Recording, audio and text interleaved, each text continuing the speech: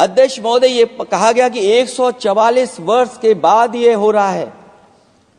जहां तक मेरी समझ और जानकारी कहती है, जो एस्ट्रोनॉमी और एस्ट्रो चीजों को समझते होंगे वो ये स्वीकार करते होंगे, जो भी कुंभ होता होगा वो 144 वर्ष के बाद ही होता होगा।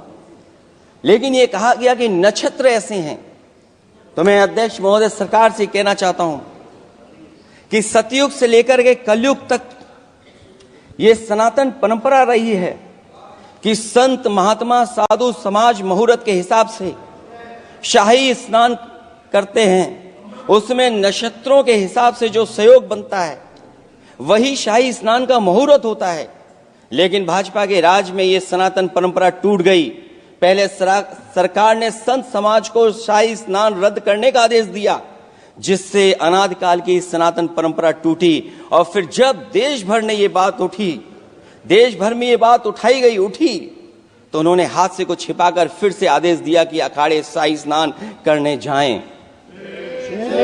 इससे सरकार ने पावन मुहूर्त के स्थान पर अपने मनमाने समय पर स्नान कराने का आदेश दिया।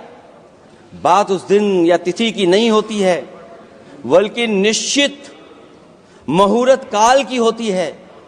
ये सनातन परंपरा तोड़कर इन लोगों ने अच्छा नहीं किया।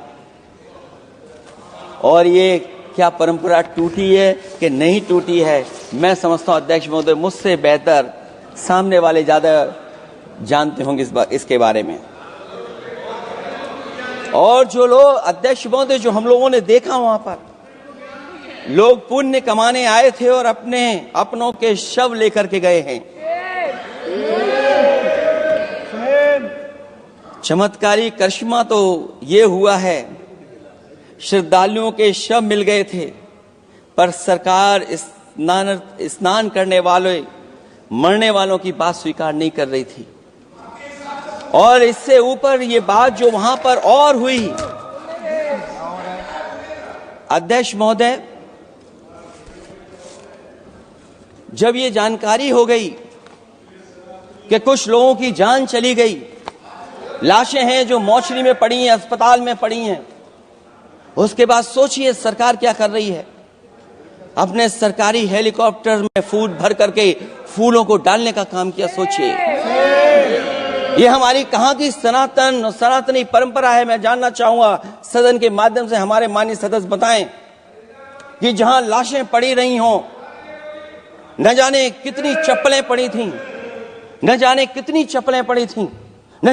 कपड़े पड़े थे, महिलाओं की साड़ियां थी, कपड़े थे, लेकिन उनको कैसे उठाया गया?